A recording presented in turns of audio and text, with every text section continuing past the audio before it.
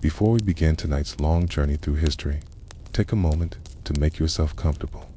And if you find these quiet stories of the past helpful for rest, please consider subscribing to the channel. It's a simple way to support more calming history documentaries like this one. And if you'd like, share your time and location in the comments below. I always enjoy seeing where in the world you're listening from. Asterisk. Story of the Transatlantic Slave Trade did not begin with vast fleets of ships crammed with captives, nor with bustling markets in the Caribbean or Charleston. It began quietly with a series of expeditions that were as much about cartography as they were about commerce. The early Portuguese sailors of the 15th century were not yet in search of millions of human lives to transport. Instead, they sought coastlines, harbors, deigned patterns details that would later make such a system possible. Imagine standing on the edge of Portugal in the 1440s. The ocean is immense, its horizon a thin line that promises both mystery and danger. For centuries, Europeans had feared venturing too far down the coast of Africa. The myths were thick: seas that boiled waters that led only to chaos, and monstrous races said to inhabit distant shores. Yet, Prince Henry, the navigator, though he never sailed much himself, was determined to change this. He sponsored small caravels, light ships designed for exploration, to push further and further south. Each voyage brought back information. Sailors recorded where the winds shifted, when storms rose, where rivers emptied into the ocean. These were boring details to anyone not engaged in navigation, but they became the scaffolding for everything that followed. Maps were drawn, not with the bright colors of empire, but with the careful lines of pilots who noted reefs, bays, and seasonal currents. The earliest Portuguese expeditions were interested in gold, ivory, and pepper. Human beings were taken, too, but in small numbers. At first, captives might be brought back to Lisbon as curiosities, baptized in grand churches, or put to work in households. These individuals, often paraded in court, were living testaments to Portugal's expanding reach. But no one yet imagined the scale of what was to come. The caravels themselves were modest vessels, sleek, with triangular lateen sails that allowed them to tack against the wind. Below deck, the space was cramped. Sailors ate hard bread, softened with water, dried fish, or beans. Rats were common, as were illnesses like scurvy. Journeys could last weeks, sometimes months, and the men aboard had to rely on barrels of water. Carefully rationed navigation was done with astrolabes and the stars. Each measurement noted and compared against memory. By the mid-15th century, these voyages reached the region that Europeans called the Gold Coast, today part of Ghana. It was here that trade began to crystallize. Gold dust exchanged for European textiles, beads, and weapons. Ivory tusks found their way into European workshops, carved into religious items or inlaid into furniture. And in increasing numbers, enslaved people were part of these exchanges. But even this was not yet the infamous triangle trade. The system was still forming. Ships brought goods south, returned north with captives or commodities, and began shaping patterns of exchange that tied together Europe, Africa, and eventually the Americas.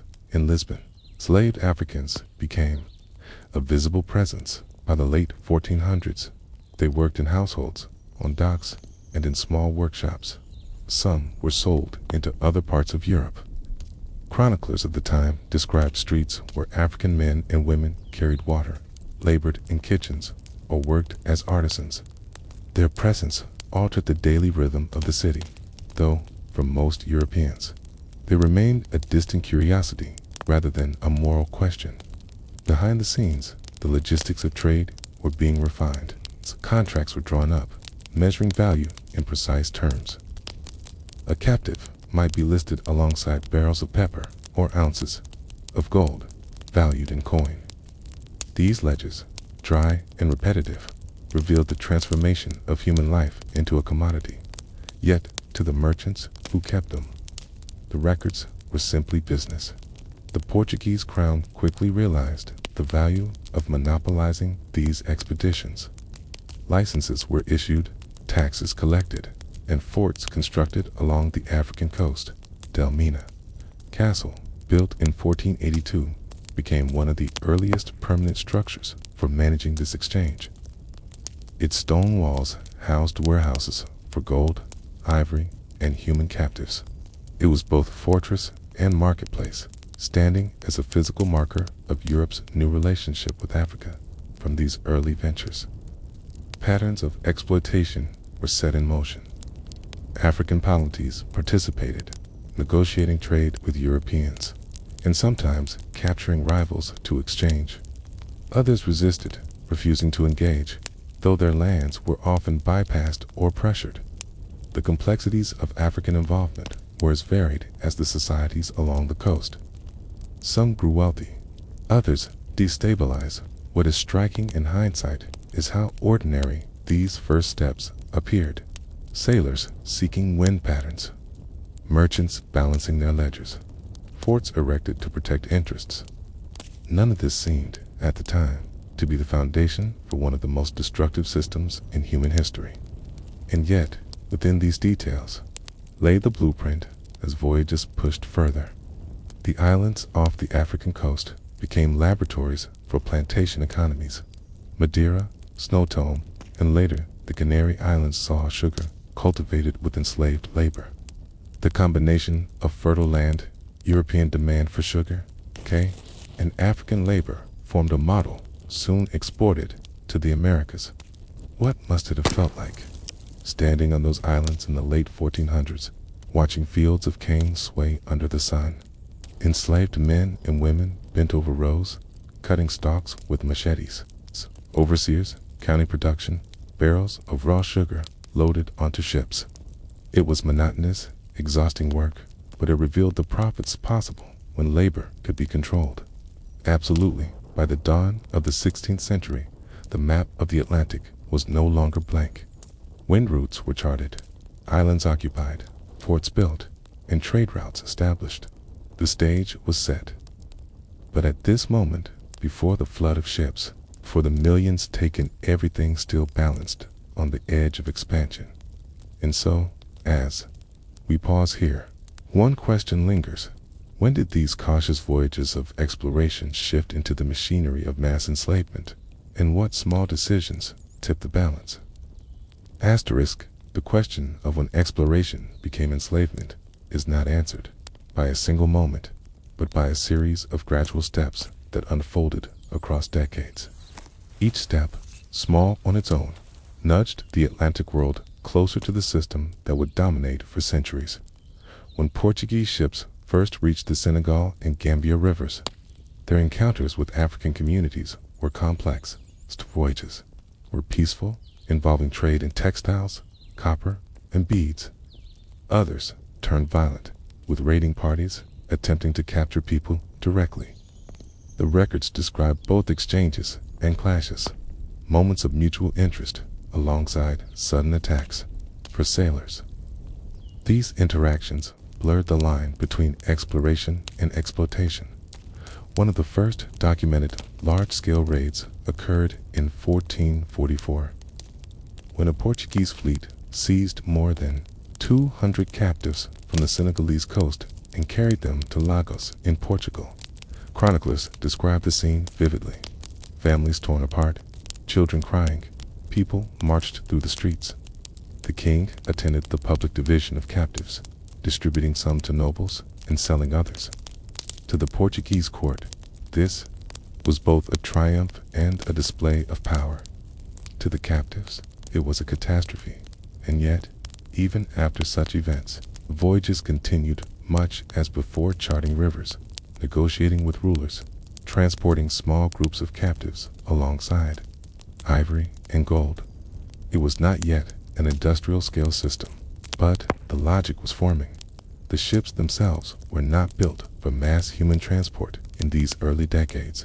Caravels were narrow, their hulls shallow. Captives were confined in cramped spaces below, deck chained together. Disease spread quickly in the damp, dark holds. Sailors, too, suffered. Scurvy, dysentery, and fever killed many before voyages concluded. Every expedition was a gamble with mortality. Profits enticed investors to keep sending ships south. Asterisk, by the late 1400s, Portugal established more permanent footholds. Elmina Castle on the Gold Coast became central, its walls enclosing both warehouses for commodities and dungeons for captives. Archaeological studies revealed the layout: upper floors for European traders, lower chambers for Africans held in darkness. The daily routines here were mundane, yet brutal. Guards patrolled, merchants tallied goods, captives waited, uncertain of their fate. European demand for labor was escalating, especially with the rise of sugar plantations on Atlantic islands. Sugar was not new. Arabs had cultivated it for centuries, but in Europe, its consumption was increasing among elites. By the 15th century, it was no longer simply a spice, but a staple luxury. Madeira and Snowtown became test sites where enslaved Africans were. On these plantations, time was measured not by clocks, but by the rhythm of cane harvesting. Enslaved workers rose before dawn, cutting stalks, transporting them to mills powered by oxen or water. The process required constant labor, from boiling the juice to crystallizing sugar. Overseers enforced discipline with whips, ensuring no moment was wasted. Records show mortality was high, with disease and exhaustion claiming lives rapidly. Yet the profits from sugar outweighed its losses in the eyes of investors. The financial system that supported these ventures was also developing. Merchants formed syndicates, pooling capital to fund voyages. Insurance contracts emerged, protecting investors against shipwreck or loss of cargo, which increasingly included human beings. Even banks in cities far from the sea became entwined, lending money secured by the anticipated return of enslaved captives. What had begun as exploration now depended on human suffering as a predictable component of profit. The Catholic Church, central in Europe at the time, played a significant role. Papal bulls in the mid-1400s granted Portugal the right to conquer and enslave non-Christians in newly discovered lands. These documents, dry in tone, legitimized expansion and enslavement as part of a divine mission.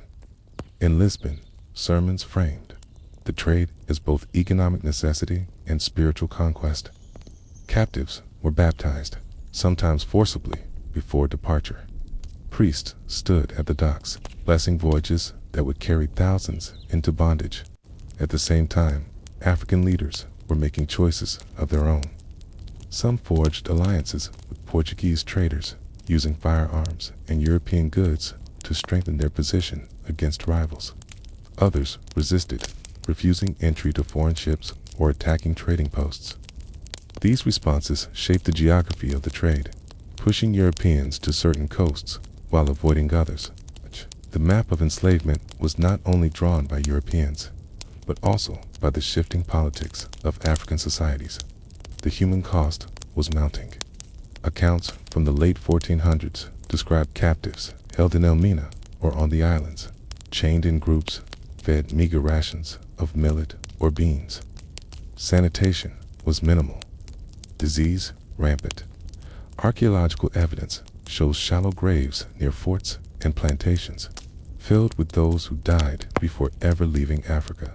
Still, the machinery of expansion turned steadily. By 1492, the same year Columbus sailed westward, Portuguese ships had carried thousands of Africans across the Atlantic to Iberia and Atlantic islands. Though this number was small compared to later centuries, the framework was set. The tools of navigation, the forts, the plantations, the contracts, and the justifications all were in place. Columbus's voyage opened a new horizon. Suddenly, the Caribbean and mainland Americas became the focus of European ambition. Gold was sought, but soon it was clear that labor would be even more valuable. Indigenous populations, devastated by disease and conquest, could not supply the demand. And so, the model already tested in Madeira and Snowtone was exported across the ocean. Looking back at this period, what stands out is not the drama of battles or sudden transformations, but the slow accumulation of practices. Sailors charting winds, merchants signing contracts, priests blessing captives, overseers measuring sugar. These details, dull in their repetition, created a structure that would soon engulf millions. And yet, even in these early years, there were voices of doubt. Some clerics questioned the morality of enslaving baptized Christians. Some sailors recorded their unease at the suffering they witnessed, but these voices were faint, drowned out by the weight of profit and power. It is here that the question sharpens when a system is built step by step, in ledges and forts, in sermons and fields. At what moment does it become irreversible? Was it the raid of 1444 when hundreds were seized at once? Was it the building of Elmina Castle, stone laid upon stone to imprison others? Or was it the first time sugar profits surpassed the costs of human lives? The transformation was not marked by one day or decree. It was a tide rising slowly until the shorelines of 3 continents were reshaped. And so, as we leave this section, another question lingers in the quiet of history. Could the machinery of enslavement still have been dismantled in these early decades before it consumed the Atlantic world? Or had the momentum already become too great? Asterisk. The story of the first voyages closed us not with a single event, but with the convergence of patterns that shaped the centuries to follow. By the early 16th century, the once tentative exploration of Africa's coastline had hardened into routine. The caravels that had crept cautiously beyond Cape Ajador were now replaced by fleets confident in their routes, their sails angled against winds charted with precision. The Atlantic, once an ocean of mystery, was becoming a sea of schedules and timetables. Yet, behind this appearance of progress was a system that increasingly depended on human captivity. The Portuguese crown had institutionalized its control, granting licenses for slaving voyages and collecting taxes from merchants. Forts like Elmina functioned not merely as warehouses, but as bureaucratic nodes. Each captive represented an entry in a ledger, a taxable commodity, and a body to be moved across water. The details of how this functioned were as monotonous as they were devastating. Captives were marched in from the interior, often through long networks of African intermediaries. At the forts, they were confined in dark, airless dungeons, waiting days or weeks for ships to arrive. The routines of guards were predictable roll calls, feeding at set times, periodic inspections. These practices reduced human beings into units, managed with the same care given to barrels of sugar or sacks of grain. When ships arrived, loading began. Records describe lines of men, women, and children chained together, moved slowly down to the shore. They were placed in the ship's hold, organized into rows to maximize space. Sailors recorded numbers, balancing cargo with the careful eye of profit. The process was efficient in its cruelty, structured by the rhythms of maritime commerce. The Middle Passage was not yet the mass conveyor it would later become, but the outlines were visible. Voyages from Africa to the Atlantic islands or Iberia were often short compared to later crossings, Atia, but they revealed the challenges of transporting human beings in confined spaces. Mortality rates were high, sometimes reaching 20 or 30%. Dysentery, fever, and starvation swept through holds where sanitation was nearly non-existent. Sailors, too, fell ill, sharing the same fetid air and brackish water. Even so, the trade continued. The demand for labor on sugar plantations outweighed the losses. Investors accounted for death as part of cost, much like shipwreck or spoilage. In contracts, enslaved people were listed with calculated margins, their lives folded into the arithmetic of commerce. On the plantations, the monotony of labor was relentless.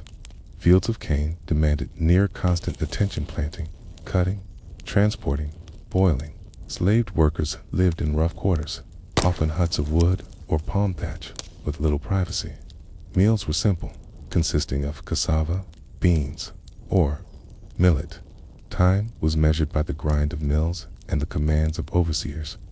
For the enslaved, each day was a cycle of toil with no relief, punctuated by the crack of whips and the exhaustion of unending work. And yet, in these routines, survival strategies emerged. People shared songs, oral stories, and religious practices, often blending African traditions with new contexts. These cultural threads, carried invisibly across the Atlantic, became forms of resilience. They were small, quiet acts, often overlooked in records dominated by merchants and kings. But they mattered, shaping identities that endured even in bondage. The consequences of the first voyages rippled outward. African societies closest to the coast found themselves altered. Some enriched by trade, others destabilized by raids and rivalries. Firearms, once unknown, began to spread, shifting balances of power. Inland kingdoms adjusted, some resisting, others adapting.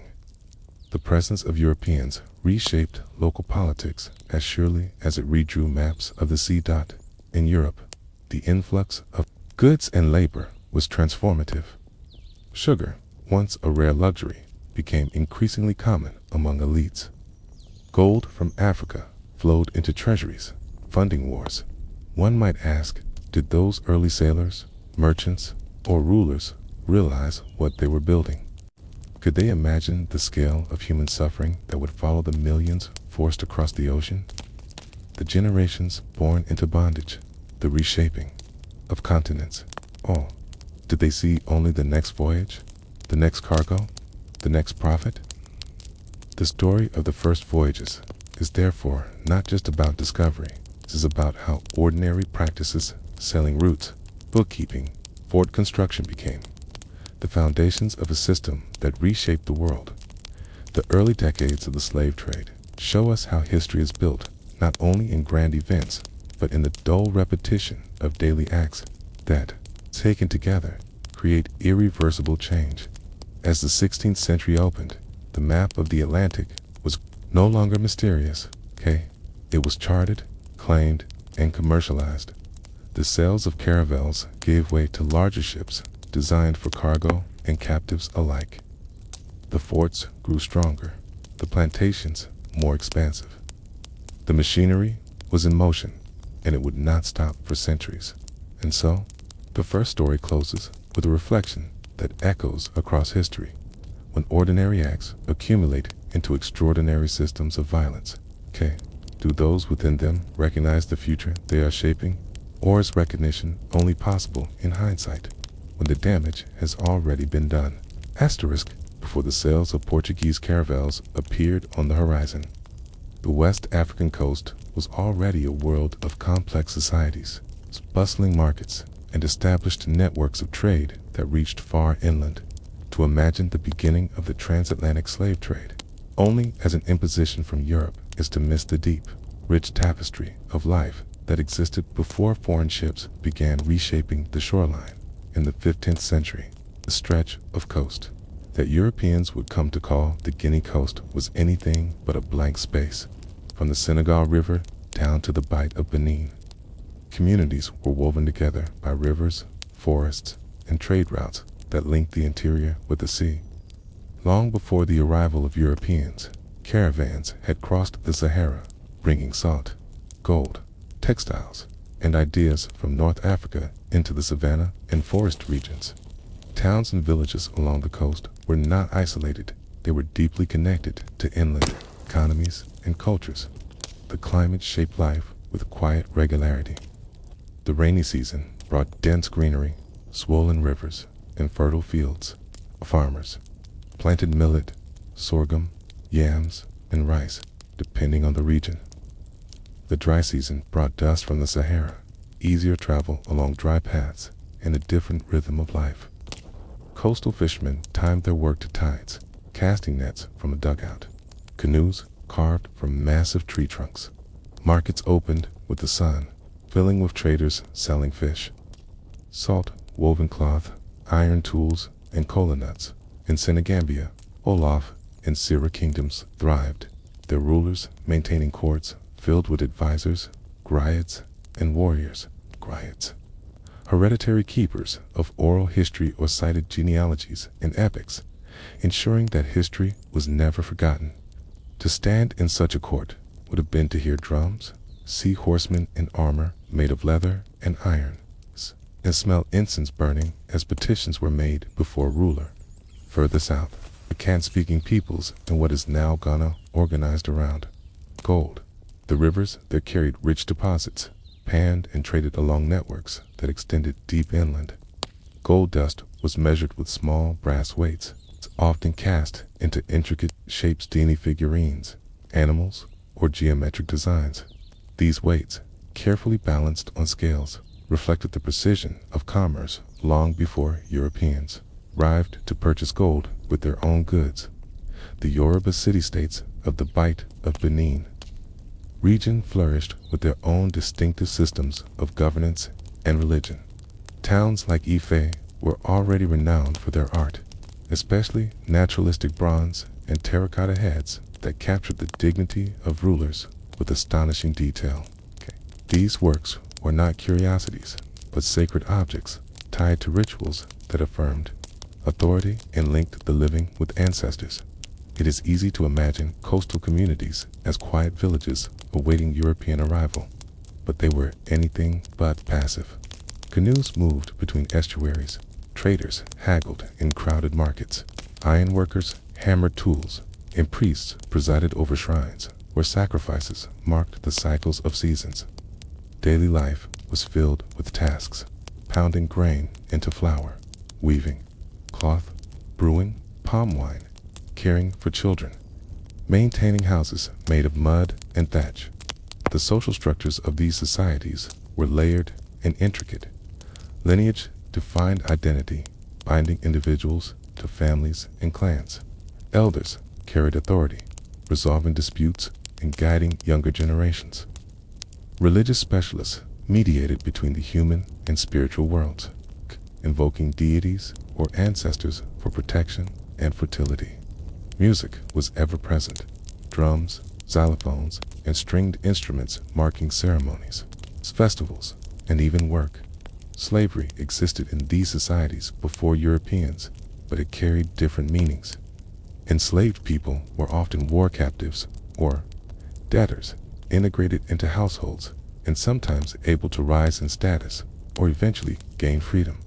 They were not commodities for mass export. Their lives were woven into the fabric of local society.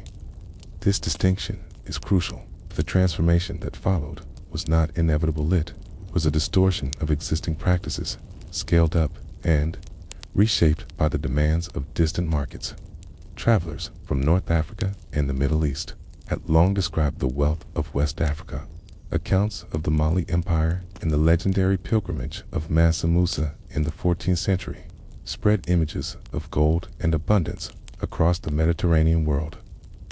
These stories lingered in European imagination, fueling the desire to reach the source of wealth directly. Yet, for those living along the coast, the rhythms of life were defined not by European fantasies, but by seasonal cycles, local politics, and family ties. Consider the town of a coastal marketplace in the late 15th century, before European dominance. At dawn, traders arrive with baskets of cola nuts from the forest, prized for their stimulant properties. Fishermen bring fresh catches, still glistening from the sea. Women spread woven mats and set out pots of palm oil, dried fish, and cloth dyed with indigo. The air hums with bargaining, the scent of smoke and food mixing with the salt breeze. Griots may sing praises to local rulers, reminding all of their authority. Children dart between stalls, learning the arts of exchange from a young age. Inland life in farming villages was equally structured. Families rose at sunrise, men clearing fields, women tending crops, children helping with smaller tasks. Iron hoes and wooden plows cut through the soil, Goats, chickens, and cattle roamed nearby, their care part of the daily labor. At harvest time, granaries filled and celebrations marked the abundance. Rituals accompanied these event songs, dances, and offerings to spirits believed to guard the fertility of the land. This was the world into which Portuguese ships intruded. Their appearance was sudden, their goods strange. Beads of glass, iron bars, copper vessels, and textiles intrigued local rulers. Firearms, though crude by later standards, introduced new possibilities for power. Yet, the societies of the coast were not blank slates. They evaluated these newcomers through the lens of their own traditions, weighing advantage and risk. The initial interactions were often cautious. Some rulers welcomed trade, seeking to expand their influence. Others resisted, wary of outsiders, disrupting established patterns. The Portuguese were not the first foreigners to arrive. Traders from North Africa had long been present, but they were different. They came by sea, not desert, and their ships carried weapons and ambitions that hinted at something new for ordinary people along the coast. The sight of a Portuguese caravel must have been extraordinary. Its triangular sails gleamed against the sun, its wooden hull rising higher than any canoe. The sound of foreign voices carried across the beach, mixing with the cries of gulls and the roar of waves. To some, it may have seemed a curiosity, to others, a threat. Few could have imagined that these ships would one day carry their descendants across an ocean, bound in chains. Life before the trade was not idyllic. It carried its own struggles, wars, and inequalities, but it was life grounded in local rhythms and traditions. The transformation that followed would wrench these patterns apart, redirecting human lives toward distant plantations and reshaping entire societies. And so, as we pause at the threshold of this change, one question lingers: how did communities that had thrived for centuries on their own terms come to be drawn into the machinery of transatlantic enslavement?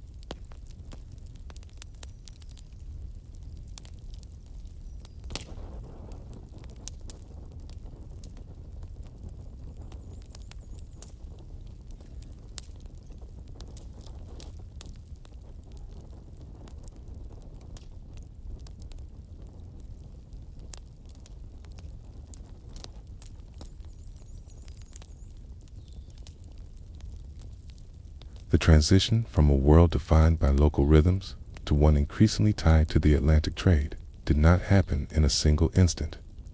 It unfolded through subtle negotiations, shifting alliances, and cautious exchanges. To understand how West African societies were drawn into this new order, must look more closely at the details, the markets, the political structures, and the gradual adjustments that seemed ordinary at the time, but which carried profound consequences. By the mid-15th century, coastal rulers and merchants had already established relationships with trans-Saharan traders. Gold from the inland Akan regions traveled northward, exchanged for salt and textiles. Slaves, too, moved along these routes, sold into North African markets, but the numbers were relatively small, and the system operated within regional norms. When Portuguese ships appeared along the coast, They did not introduce slavery, they introduced a demand of a new kind, one that required a constant supply for distant lands. At first, the goods they offered were unfamiliar, but enticing. Glass beads glistened in the sun. Red cloth dyes produced vibrant colors, unlike local textiles, and metalwork copper basins. Brass bracelets sated to prestige. Firearms, though crude matchlocks, quickly became significant. A ruler with muskets gained an advantage over rivals, and the exchange of captives for weapons became a strategy some leaders adopted. It was a calculated choice. By sacrificing captives, they could preserve or expand their own power. But not all interactions were based on enslavement. Many transactions focused on gold, ivory, and foodstuffs. The Portuguese purchased pepper and cola nuts, commodities they could resell in Europe. They sought alliances, offering gifts to chiefs and rulers. Some of these gifts were ceremonial items meant to establish trust. Silver coins, decorated cloth, and even European wine sometimes accompanied initial exchanges. The coast itself was not uniform. The Senegambian states engaged differently from the Akan polities, and the Yoruba city-states had their own systems of diplomacy. For example, in the Niger Delta, where waterways stretched deep into the interior, societies relied heavily on fishing, salt production, and local trade. Here, European arrival was filtered through already complex patterns. Chiefs weighed the value of foreign goods against local needs, negotiating carefully. Daily life during this period still carried on with remarkable continuity. Farmers planted millet and sorghum. Women pounded yam flour with wooden pestles, and blacksmiths smelted iron in clay furnaces. Markets bustled with activity, traders calling out prices, buyers haggling, children carrying baskets of produce. The smell of smoked fish mixed with that of palm oil, and the sound of drums often signaled both commerce and ritual. Religion shaped many decisions. In Yoruba towns, Ifa divination guided rulers in making choices. Priests consulted oracles before negotiating with foreigners, interpreting whether alliances would bring prosperity or disaster. In Akan societies, shrines dedicated to river deities or ancestors played similar roles. Sacrifices, sometimes of animals, sometimes of symbolic goods, were offered to secure blessings for trade or to avert misfortune. At the same time, new pressures were emerging. The Portuguese sought not only trade, but also footholds. The building of forts, beginning with Snow Jorge de Mina in 1482, marked a turning point. To erect such a structure, Europeans negotiated with local rulers, offering gifts, tribute, and promises of mutual benefit. Yet, the presence of a stone fortress altered dynamics, served as both a trading post and a symbol of permanence. Local communities suddenly had to adapt to the reality of a foreign power anchored in their midst. Inside the fort, life was regulated by routines that reflected European priorities. Warehouses stored gold dust, ivory tusks, and captives. Soldiers patrolled the walls, merchants wrote in ledgers, and interpreters mediated between Portuguese traders and African rulers.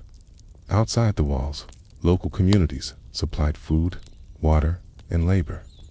Women sold fish and vegetables to the garrison, while artisans repaired tools and built boats. These interactions might seem mundane, but they knit together two worlds. Not all Africans viewed this intrusion favorably.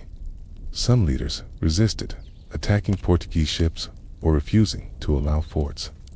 Along parts of the coast, Europeans found themselves blocked, forced to sail further until they found allies willing to trade.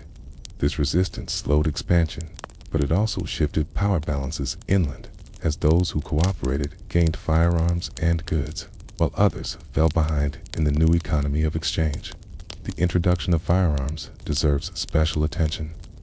While early muskets were slow to reload and unreliable, they represented a dramatic shift. In societies where warfare was common, even a small number of guns could tilt conflicts. African leaders recognized this, sometimes trading captives or gold specifically for weapons. Over time, this dynamic fueled cycles of conflict. States armed with muskets attacked neighbors to capture more people who were then exchanged for more weapons. It was a spiral that reinforced itself, though in these early years its full consequences were not yet visible. Still, the coast was not simply swept into European control. African rulers remained powerful, dictating terms in many cases. The Portuguese could not march inland at will. Their influence was limited to coastal enclaves. They relied on diplomacy, negotiation, and African intermediaries to supply captives and goods. This interdependence meant that the trade system was not imposed outright, but constructed through mutual, if unequal, participation.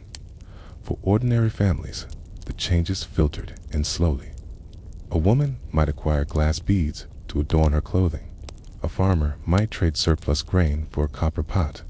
A warrior might return from battle carrying a musket, its smoke and thunder unlike any weapon seen before. These small encounters marked the presence of something new, even as daily routines remained tied to planting, fishing, and family obligations. Over time, however, the flow of captives began to grow. Whereas before, enslaved people were absorbed into households or villages, now more were directed toward coastal forts and ships. This shift was gradual but significant. Oral traditions from some regions recall the sorrow of communities losing members, sometimes through war, sometimes through betrayal. The trauma was not yet on the scale of later centuries, but the pattern was being established. What is striking in hindsight is how ordinary the beginnings seemed. A trade negotiation here, a fortress there, a musket in a warrior's hand.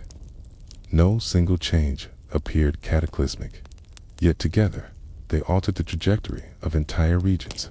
By the late 15th century, Portuguese chroniclers described coastal rulers wearing European cloth, drinking imported wine, and exchanging gifts with captains.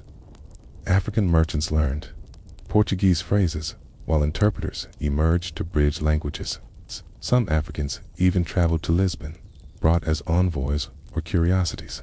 The lines between worlds blurred, but the balance of power was shifting. This raises an unresolved question, one that echoes through history. Did those coastal communities see these exchanges as temporary, one more layer in their long tradition of trade, or did they sense that something irreversible had begun? By the dawn of the 16th century, life on the West African coast was still shaped primarily by local traditions.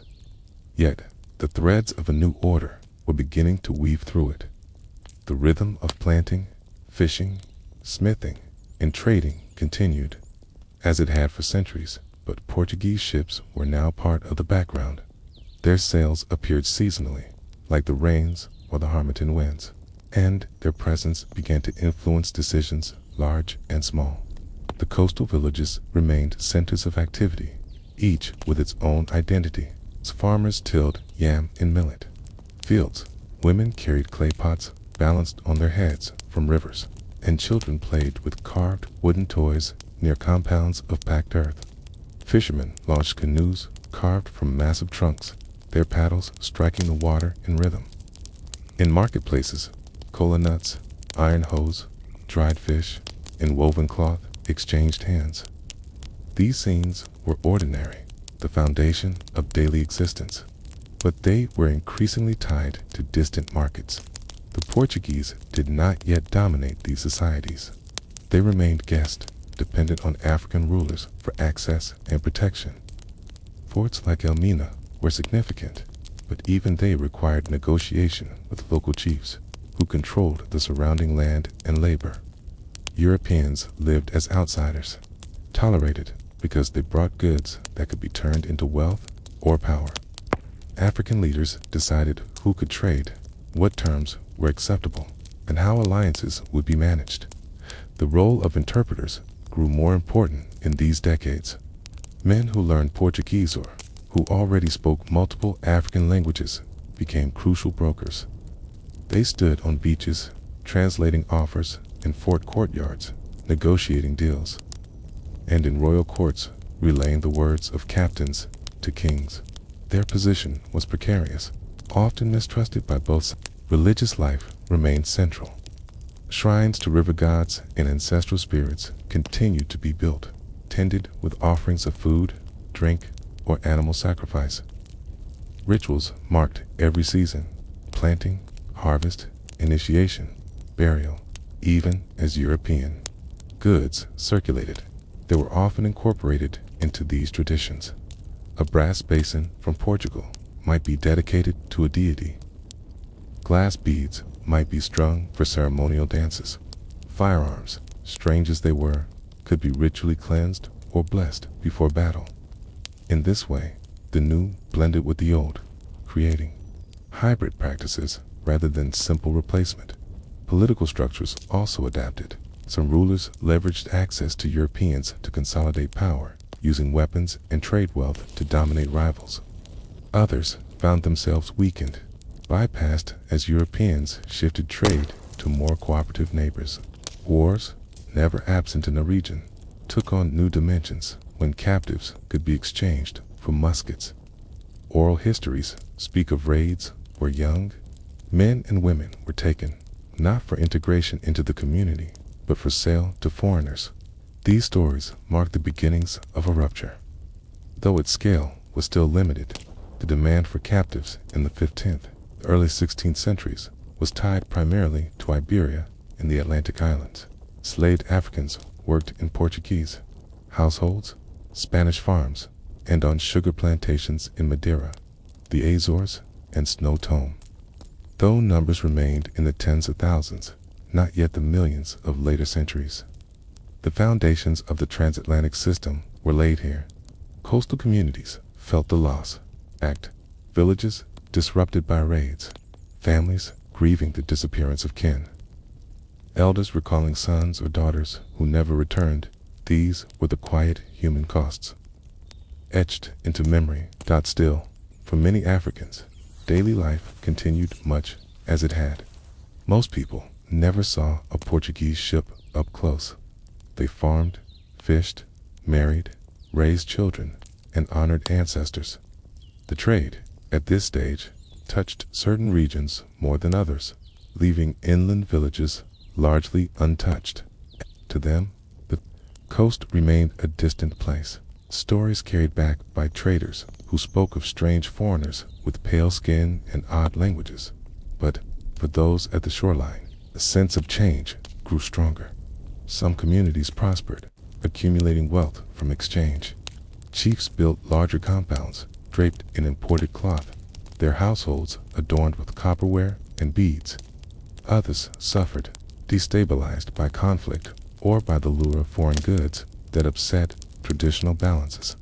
The coast became a place of tension, where opportunity and danger coexisted.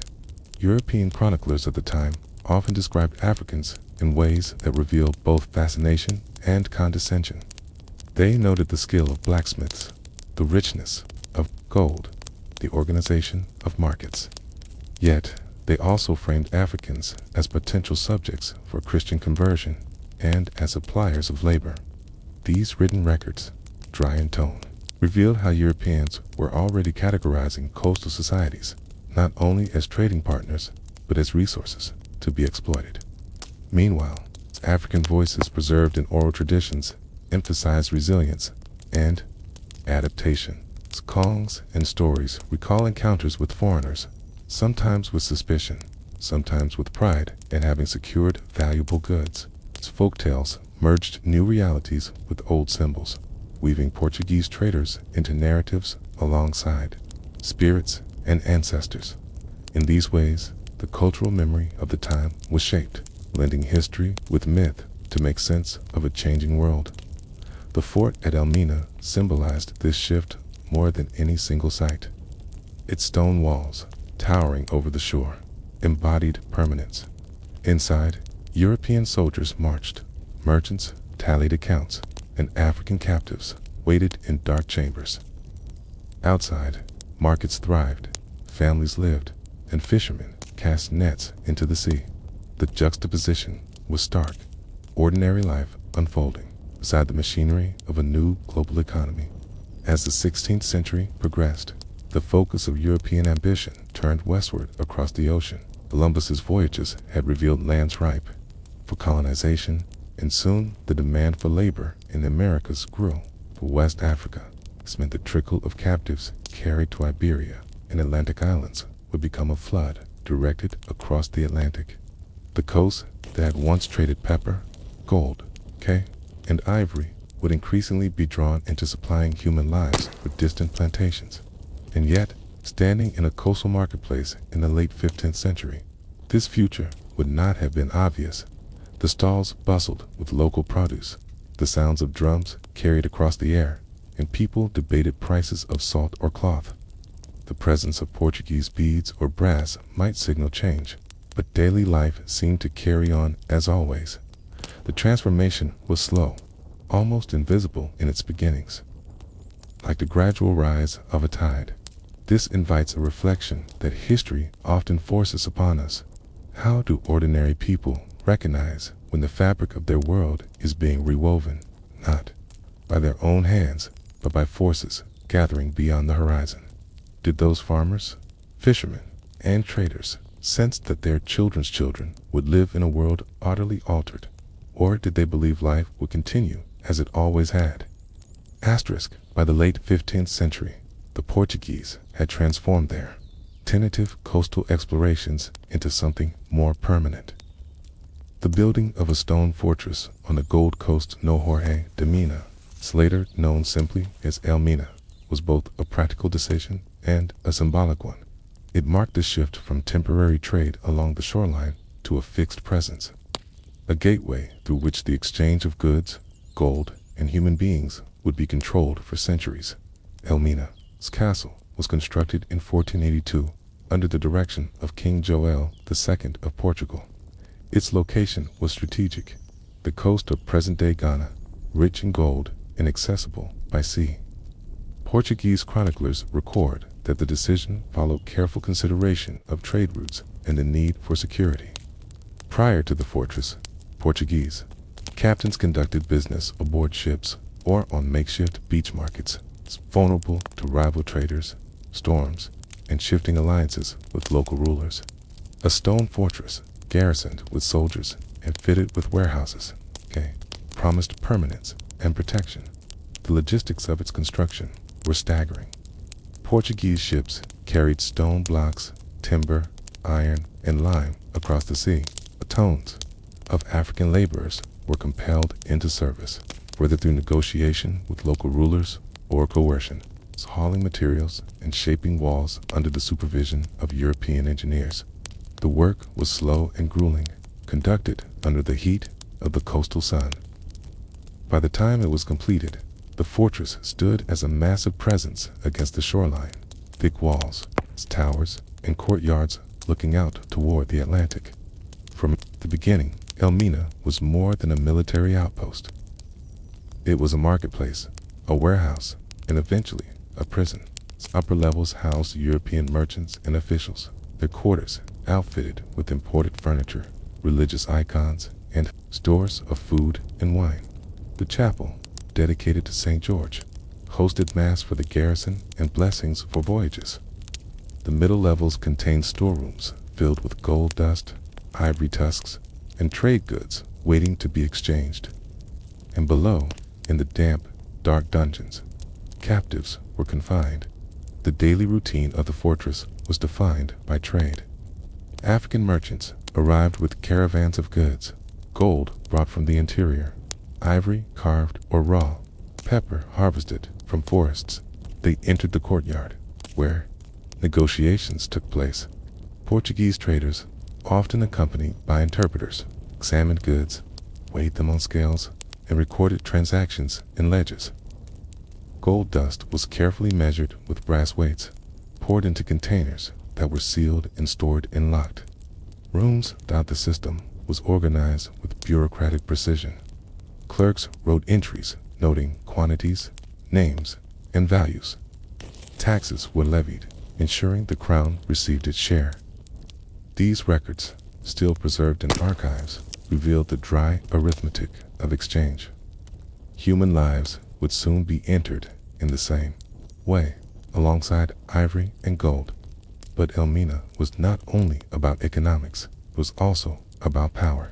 The sheer scale of the fortress, its cannons pointing toward the sea, its thick walls looming over the town, signaled authority. Local rulers would, for the Portuguese, these captives were initially a secondary trade, taken alongside gold and ivory. But as demand for labor in Iberia and Atlantic sugar plantations grew, the fortress became increasingly oriented toward managing the human trade. By the 16th century, the dungeons were full, more often than not. The upper floors, with their ledgers and scales, were mirrored below by chains and darkness. The rhythms of Elmina were steady, almost monotonous. Ships arrived with European goods, cloth, beads, metal bars, firearms. These were exchanged for African commodities. Captives were marched in, held until departure, then herded onto ships bound for Portugal, Madeira, or Snowtown. Soldiers drilled in the courtyards. Priests offered mass. Clerks recorded numbers, and the cycle repeated. Each part was mundane on its own, but together they formed the machinery of a system that would expand dramatically in the centuries ahead. What is striking, when viewed through the lens of history, is how ordinary the fortress appeared to those who lived around it. To European traders, it was a workplace, ledgers, negotiations, contracts. To African merchants, it was a hub of opportunity, where goods could be exchanged for wealth or weapons. To local families, it was a source of livelihood, selling provisions to its garrison. Only to those chained in its dungeons did it reveal its full cruelty, and yet even this cruelty was hidden in plain sight. The chapel echoed with hymns, while directly below, men and women sat in chains. Clerks wrote careful records of gold, while human beings waited in the dark. Cannons guarded against rival Europeans, while African captives were marched through the same gates to waiting ships. The fortress embodied contradiction, piety and violence, commerce and captivity, wealth and suffering. By establishing Elmina, the Portuguese set a precedent. Other European powers, Dutch, English, French, Danes would later construct their own forts, often seizing existing ones. The Gold Coast would become a landscape dotted with stone castles, each a node in the expanding web of transatlantic trade. But Elmina was the first, the model from which others took their shape. The community surrounding the fortress could not have foreseen the scale of what was to come. For them, the fortress was a neighbor, a source of goods, an occasional threat. Its walls stood firm against the horizon, a permanent feature of life. Children grew up in its shadow, hearing its bells and watching ships arrive and depart. For them, it was not history, but environment, as ordinary as the sea breeze or the tides. And so, as we pause in this first section of Story 3, the question arises: how did a fortress built to manage gold and ivory quietly become the central chamber in a system of captivity? And at what moment did its walls cease to symbolize trade and began to symbolize enslavement? The fortress at Elmina did not stand still after its construction in 1482. It evolved, layer by layer, as global demands shifted and the trade in human beings grew from a minor component into the defining function of its stone walls. To understand this transformation, it helps to look closely at the rhythms of life within and around the fortress, and how each mundane act of commerce, governance, and routine slowly reshaped the meaning of the place. At the heart of Elmina was its courtyard. This open space, paved with stone and shaded by the fortress walls, was where African traders and Portuguese officials met face to face. The sound of bargaining echoed daily, the clink of brass weights on scales, the rustle of cloth being unfurled, the dull thud of ivory tusks lowered from carts. Interpreters translated, ensuring that both sides understood not just words, but intentions. These meetings were ordinary, repeated hundreds of times, yet they set into motion the exchanges that sustained the fortress. Above the courtyard were the European quarters. These rooms, with whitewashed walls and wooden shutters, contained beds, tables, and trunks filled with imported goods. Priests maintained a chapel where mass was conducted each morning, its chants rising above the fortress, mingling with the salt air. A bell marked hours of prayer, summoning soldiers and merchants. In this way, religion was woven into the daily structure, sanctifying activities below that increasingly revolved around captivity. The garrison of soldiers followed its own routine. They drilled in the mornings, maintained cannons aimed at the sea, and patrolled the fortress walls. Their presence was not primarily to guard against African communities, but against rival Europeans. For though the Portuguese had secured Elmina, they knew the profits it represented would attract others. Indeed, over the coming centuries, Dutch, English, and others would fight to possess it. Each change of flag was followed by the same pattern. Soldiers patrolled, merchants traded captives. Weighted below all this, in stark contrast, were the dungeons. These dark, airless chambers were where enslaved men and women were confined until ships arrived. The conditions were deliberately austere. The walls were thick stone, moisture seeping through. Ventilation was minimal, light scarce. Captives were chained together, often by the ankles, unable to move freely. They were given small portions of food millet or beans and water in wooden bowls. The stench was overwhelming, a mix of sweat, waste, and sickness. For many, this was the final African space they would know before being forced across the ocean. Life inside the dungeons followed a grim routine. Guards opened doors at intervals to distribute food or remove bodies. The sick were left to suffer, their groans a constant background, time lost meaning in the darkness.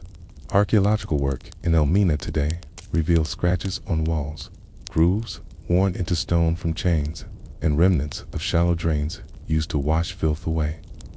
These marks are not dramatic, but they testify to the monotony of suffering that defined the place for the captives. Days stretched into weeks. Some had been brought from far inland, marched for days or months to reach the coast. Others were seized in local raids. Once inside Elmina, they waited, uncertain if they would be sent to Iberia, the Atlantic islands, or, increasingly by the 16th century, across the Atlantic to the Americas.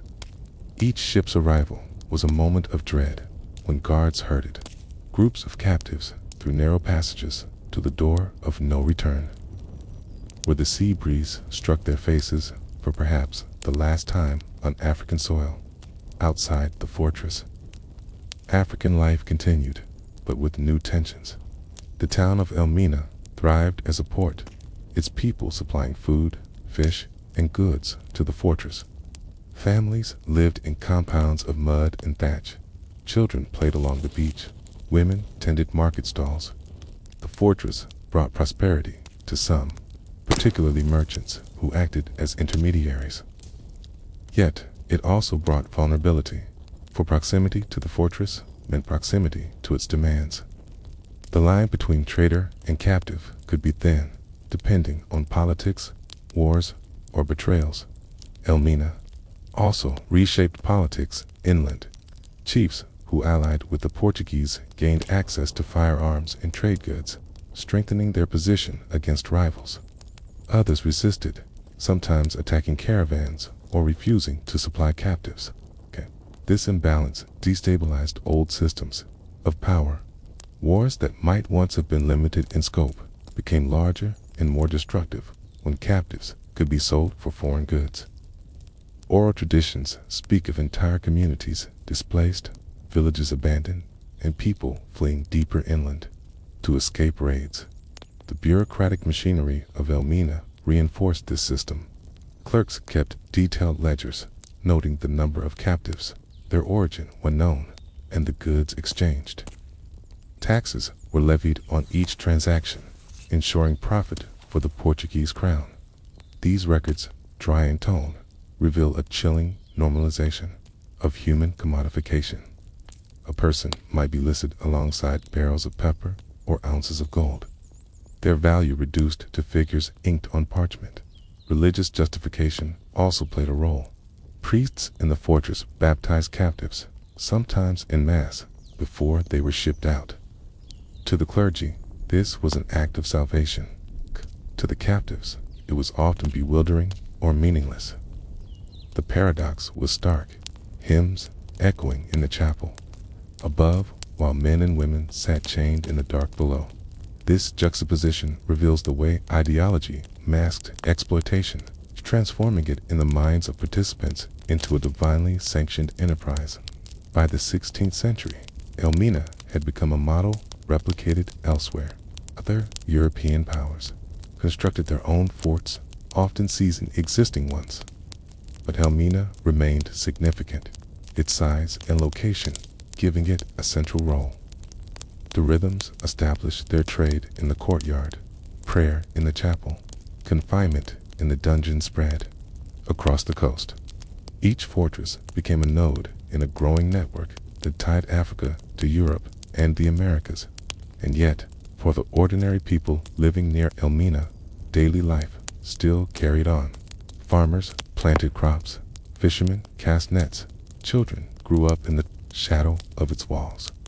The fortress was both extraordinary and ordinary, extraordinary in its scale and power, ordinary in its constant presence. It was simply part of the landscape, a neighbor that loomed over life, but also sustained it through trade. The transformation of Elmina raises a haunting reflection. At what point did those who lived around it recognize that the stone walls symbolized captivity rather than trade? Did they see it gradually as more captives passed through its gates, or did its meaning shift only in hindsight, when the scale of the trade had engulfed the coast?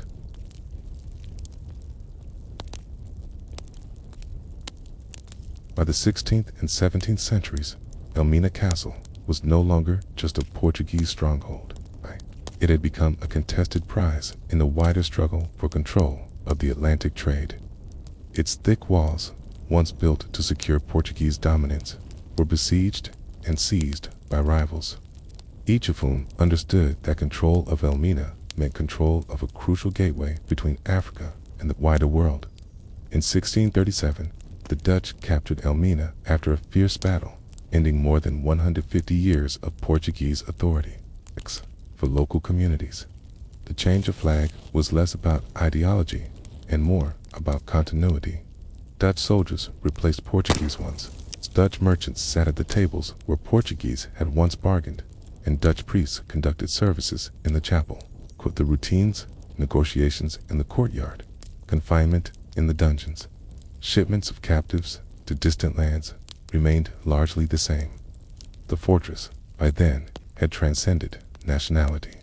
It was an institution in itself, a machine of commerce and captivity that adapted to new masters without altering its essence. The Dutch West India Company formalized operations further. Under their administration, the fortress became an even more efficient hub for the transatlantic slave trade. Captives were cataloged with increasing detail, their numbers rising sharply as demand from the Caribbean and South America grew. Dutch records speak of cargoes of hundreds, their value calculated against the goods exchanged: firearms, cloth, alcohol, and metal bars. Each transaction was inscribed in ledgers, banal in language, yet catastrophic in consequence. The door of no return became a central symbol of this era. It was through this narrow, arched doorway that chained captives were led from the darkness of the dungeons to the brightness of the sea, where ships awaited. To step through it was to cross a boundary not only of geography, but of existence. On the shore, boats ferried them to larger vessels anchored offshore. The sound of chains clinking, waves breaking, and sailors shouting orders mingled into a dissonant rhythm. that marked the final moments of Africa for millions. Inside the fortress, the paradox persisted. In the chapel above, priests celebrated Mass, invoking divine blessing. In the governor's quarters, merchants toasted prophets with imported wine. In the courtyards, African traders exchanged gold and captives for European goods. And below, men and women endured suffocating confinement, waiting for the moment they would be forced through the door. The fortress embodied the coexistence of sanctity and brutality, of wealth and despair. The surrounding town of Elmina grew into a cosmopolitan place. Africans, Europeans, and people of mixed ancestry lived side by side. Markets flourished, with local women selling food to both garrison and townspeople. Fishermen brought catches to feed the fortress. Some African families prospered, acting as intermediaries who controlled the flow of captives and goods. Others lived in fear, aware that conflict, betrayal, or misfortune could turn neighbors into captors for the enslaved. However, the experience of Elmina was one of dehumanization. Oral traditions recall the terror of entering its walls, the disorientation of confinement, and the anguish of families torn apart. Songs and laments, passed down generations, carried fragments of memory, the cries of separation, the uncertainty of whether loved ones lived or died beyond the sea. Though written records are dominated by European clerks, the oral memory preserved by descendants testifies to the fortress as a site of trauma. The global connections radiating from Elmina reshaped entire continents. The gold that passed through its courtyards financed wars in Europe. The enslaved people sent through its gates cultivated sugar in Brazil, tobacco in the Caribbean, and later cotton in North America. Profits enriched European ports like Amsterdam, Lisbon, and London. The ripple effect reached far beyond the shores of Ghana, tying Elmina to the wealth of empires and the suffering of millions. Even as this system expanded, the fortress itself remained a place of routine. Soldiers patrolled the ramparts, cannons were cleaned, ledgers updated. Ships came and went, carrying goods in and people out. The monotony of its functions concealed the enormity of its impact. For those living nearby, the fortress was as constant as the tides. For those chained inside, it was the final African memory before the vast ocean crossing. Resistance did exist. Captives sometimes revolted within the dungeons or on the march to the coast. Inland states occasionally attacked caravans or forts. Communities fled further inland to escape capture. Yet the fortress, with its thick walls and European weaponry, stood firm. Its permanence gave it an aura of inevitability, as though its very stones declared that the trade would continue regardless of resistance. By the 18th century, Elmina had become one of dozens of such fortresses along the West African coast. Yet it retained its symbolic weight as the first and one of the largest. Visitors, European and African alike, remarked on its imposing size and strategic location. To many, it seemed less a building than a world in itself, a world where commerce, religion, politics, and captivity were fused together. The paradox of Elmina endures even today. Its whitewashed walls, gleaming in the sun, concealed the darkness of its dungeons. Tourists walk its courtyards, hearing echoes of hymns in the chapel above and imagining the cries from below. It stands as both a monument of architecture and a memorial of suffering. Its duality reflects the broader history of the transatlantic trade, the coexistence of the ordinary and the horrific, the bureaucratic and the brutal. As this third story closes, one reflection remains. When stone walls bear witness to centuries of both commerce and captivity, how do we interpret their legacy? Are they monuments to power, to cruelty, to endurance, or to all of these at once? Asterisk, if Elmina's fortress walls marked the last African ground many captives touched, Then the hold of the slave ship was the next defining environment. It was here, in the dark belly of wooden vessels, that the Atlantic slave trade took its most infamous and brutal form, the Middle Passage. This was not merely a voyage across an ocean, but a space of confinement, disease, and survival where every detail of construction, rations, and discipline was shaped by the economics of enslavement. The ships used in the 16th and 17th centuries were not initially designed for human cargo. Many were standard merchant vessels, adapted to carry captives alongside sugar, tobacco, or other goods. Over time, however, ships were modified specifically for the trade. Extra wooden planks were added to create shelves, known as slave decks, reducing headroom to as little as 3 feet. These decks allowed merchants to pack more bodies into the same space, maximizing profit. The hold was a world of darkness. Ventilation was minimal, with only small, grated openings allowing air to circulate. The air quickly became foul, heavy with heat and the stench of waste. Men were typically chained together in rows, iron shackles, binding ankles, and sometimes wrists. Women were confined separately, often less tightly shackled, but still under guard. Children were placed together in small spaces, sometimes used to fill gaps between adult bodies. The routine of a ship's day was dictated by survival and discipline. At dawn, sailors opened the hatches and brought captives onto the deck in groups. Here, under guard, they were made to exercise, forced to move, jump, or dance in chains to keep their muscles from wasting away. Drums were sometimes used to set rhythm, creating a grim choreography that was both physical maintenance and psychological control.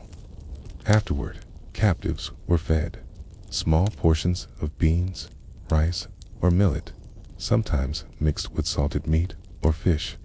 Water was rationed carefully, given in wooden cups or gourds. Below deck, conditions deteriorated rapidly, with bodies packed tightly. There was little room to move. Waste accumulated in buckets or directly on the planks. Disease spread with ease. Dysentery, smallpox, measles, and scurvy were constant threats. Mortality rates varied, but could reach 15 to 20% on some voyages. Ship logs record the numbers, with clinical detachment: departed 320, arrived 265. Each death reduced profit, but the losses were accepted as part of the cost. For sailors, life aboard was scarcely easier. Crews lived in cramped quarters, exposed to disease, storms, and violence. Many sailors resented slaving voyages, which were notoriously dangerous. Yet wages were often higher, and for the poor of European ports, service aboard a slave ship was one of few options available. Discipline among the crew was harsh. Captains wielded near absolute authority. Resistance from captives was a constant fear.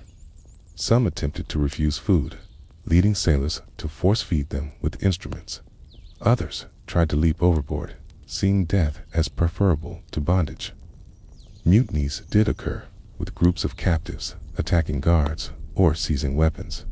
Ship logs mention such uprisings, usually suppressed with brutal violence. The threat of revolt shaped daily routines.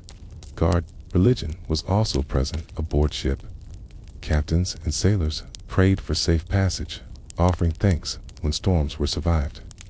Some captives carried with them quiet rituals of their own songs, prayers to ancestral spirits, whispered words. In the darkness, oral traditions suggest that captives used song both to mourn and to communicate, finding ways to sustain identity even in chains. These fragments of culture, carried across the ocean, would become the seeds of new traditions. In the Americas, the voyage itself could last weeks or months, depending on winds, currents, and destination. The Middle Passage stretched from the African coast to ports in Brazil, the Caribbean, or North America. Along the way, storms battered ships, waves swamped decks, and heat baked the holds. The Atlantic was unpredictable, and many ships were lost to wrecks. their human cargo drowning unseen. Maritime records list these losses in brief entries, ships vanishing into the sea with hundreds of lives aboard. What makes the Middle Passage so striking is not only its cruelty, but its normalization. Captains treated it as routine. Cargoes, too, be loaded, maintained, and delivered. Merchants in Europe discussed voyages in terms of profit margins and mortality rates. Each detail of the ship, its planks, its chains, its food rations, was designed with cold logic. The horror of confinement was hidden beneath the practicalities of maritime commerce for the captives. His time aboard was a blur of suffering, punctuated by moments of terror or faint hope. Some survived by forming bonds with those nearby, sharing food or water, whispering in the darkness. Others withdrew into silence. Children, especially, left impressions in oral histories, remembered as crying for mothers, clinging to one another in fear. Survival was not only physical but mental, the effort to endure, to imagine life beyond the ship. Even when every detail of the hold seemed designed to crush hope, when ships finally neared land, the routines shifted. Captives were cleaned on deck, their bodies washed with seawater, wounds treated with ointment, and sometimes rubbed with oil to make them appear healthier for sale. Sailors prepared for port inspections, repairing sails, scrubbing decks, and checking cargo for the captives. The sight of land was both relief and dread. It marked the end of the passage, but the beginning of enslavement in a new world. The hold of the slave ship, then, was not simply a place of confinement, but a space where identities were broken, reshaped, and carried across an ocean. It was here that African languages, songs, and stories mingled in the darkness, seeds of cultural survival that would grow in the Americas. It was also here that human life was most starkly reduced to cargo, measured in numbers and profit. And so, as this first section of Story 4 closes, one haunting question lingers. How did ordinary sailors and merchants come to accept the ship's hold, not as a site of horror, but as a normal workplace, a vessel of routine commerce? And what did it mean for those who endured its darkness to carry memory of it across the sea? Asterisk, the Middle Passage was not a single journey, but thousands of them, repeated year after year, century after century, until it became one of the most enduring routines in maritime history. Each voyage had its variations, different captains, destinations, numbers of captives, but the structure was strikingly consistent. The details of confinement, rations, punishment, and survival became standardized practices, written into manuals and passed down from sailor to sailor, captain to captain. From the perspective of merchants in Europe, the voyage was an investment. They financed ships, stocked them with trade goods, and calculated expected returns. Captives were described in letters and contracts as cargo, measured by tonnage and value. Mortality rates were built into the arithmetic. A ship might sail with 350 captives, and investors expected perhaps 300 to arrive. The loss of 50 lives was tragic for those aboard, but for investors, it was anticipated loss, no more shocking than spoiled grain or damaged cloth. This chilling reduction of people into numbers defined the trade. For the sailors, the ship was both workplace and prison. Many were pressed into service or lured by high wages. Life on board was harsh: salted meat, hard bread, infested with weevils and water, turning brackish after weeks at sea. Scurvy, dysentery, and fever claimed many sailors, whose graves were the ocean itself. Sailors also endured violence from captains who enforced discipline with whips or confinement. The ship was a hierarchy: captain, officers, crew, and below them, the chained captives. For the captives, every moment was a negotiation with survival. Chained together in pairs, they learned to move as one, shifting slightly to ease pressure on joints, whispering when guards were distracted, Some tried to keep memories of home alive, repeating names of villages, humming fragments of songs, or invoking ancestral spirits in the darkness. Others withdrew into silence, conserving strength. Oral accounts, preserved centuries later, recall women singing lullabies to children, voices rising faintly above the creak of timbers and the crash of waves. The daily exercise was one of the most distinctive routines of the Middle Passage. Captains feared that captives would grow too weak to survive the voyage or fetch good prices. To prevent this, they ordered groups brought to deck, forced to jump, stretch, or shuffle in chains. Drums were sometimes played to set rhythm, sailors watching closely to ensure movement. This routine, presented as health maintenance, was another layer of control, transforming survival itself into a coerced performance. Meals followed predictable patterns. Twice a day, captives were given portions of beans, rice, yams, or millet, often boiled into porridge. The food was monotonous and insufficient. Hada was rationed tightly, sometimes only a pint per person per day. In times of scarcity, sailors reduced rations further, knowing that dehydration weakened captives but preserved supplies for the voyage. Some captains carried vinegar to clean water barrels or lime juice to fight scurvy, but many did not. The space of the hold was its own world. Wooden planks pressed against skin, iron shackles left sores, and the air was heavy with heat. The groans of the sick, the cries of children, and the rasping of chains formed a constant soundscape. In darkness, time lost its meaning. Day and night blurred together, marked only by the moments when hatches opened to admit light and air. Many captives later described the hold as a place of unending night. The memory itself began to fade. Disease was the constant specter. Dysentery spread through contaminated food and water, leaving bodies dehydrated and weak. Smallpox and measles passed quickly among crowded captives, killing some within days. Ship logs often note outbreaks with chilling brevity. Fever aboard, 27 dead. When death came, bodies were carried on deck and thrown into the sea. For sailors, this was routine disposal. For captives, it was a moment of horror and grief, watching kin and companions vanish into the waves. Yet, even within these conditions, resistance endured. Refusing food was a common form of protest. Captains often responded with violence, using force-feeding tools to keep captives alive for sale. Others attempted revolt, attacking guards with sudden ferocity.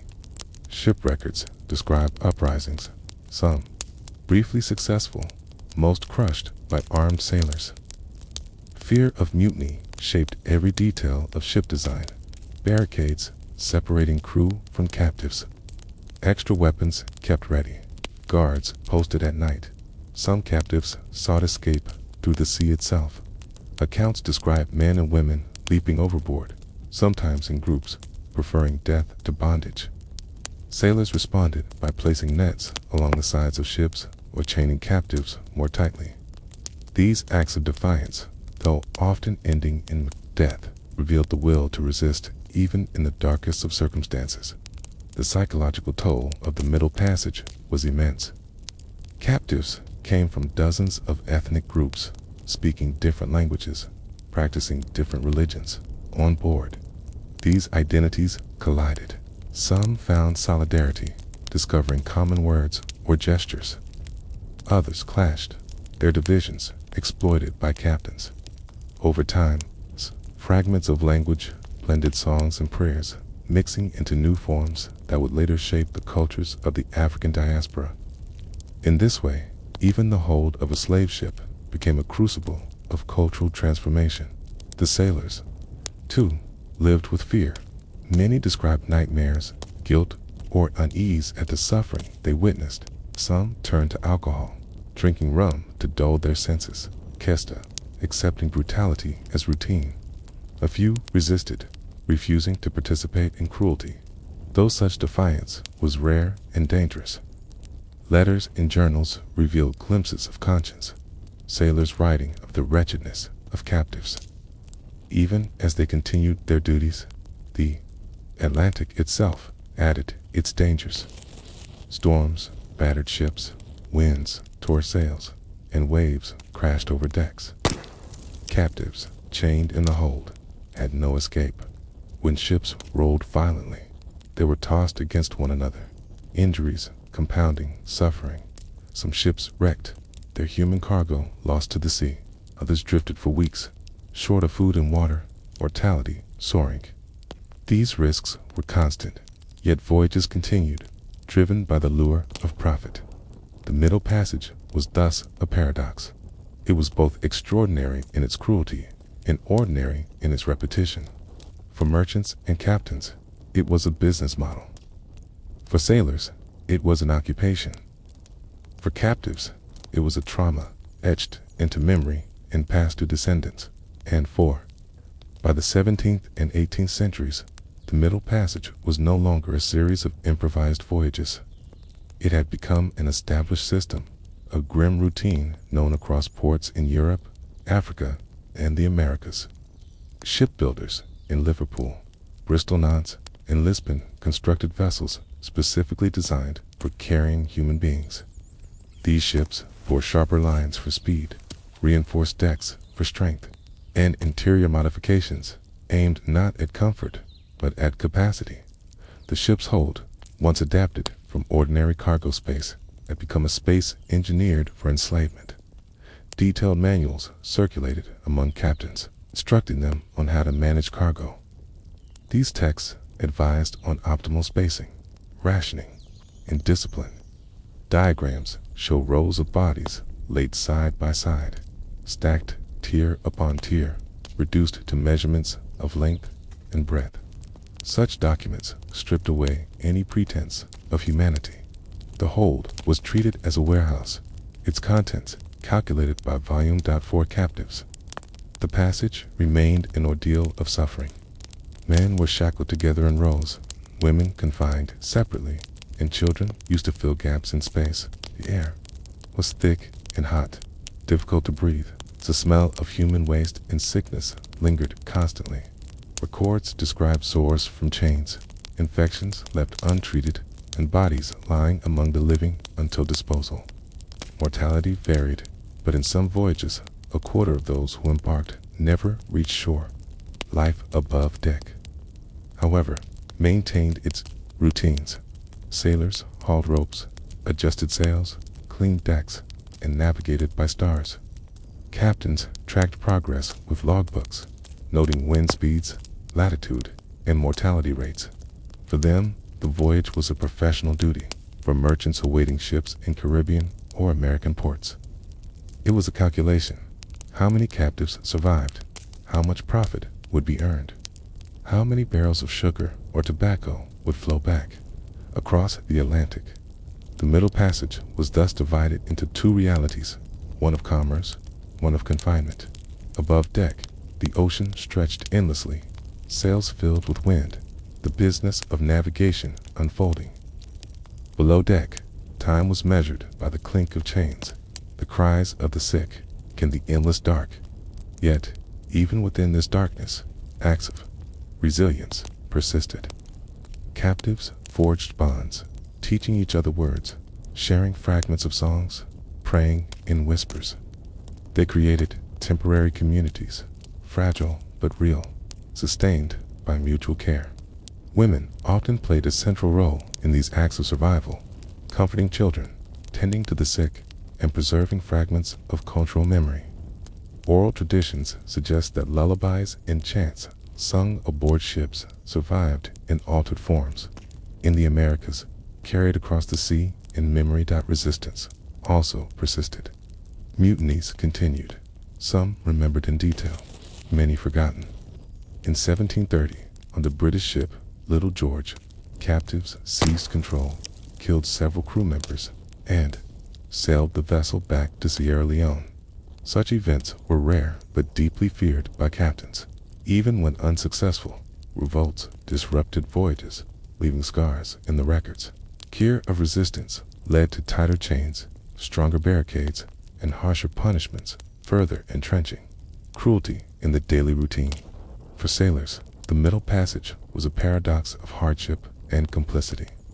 Many suffered disease, violence, and poor rations themselves.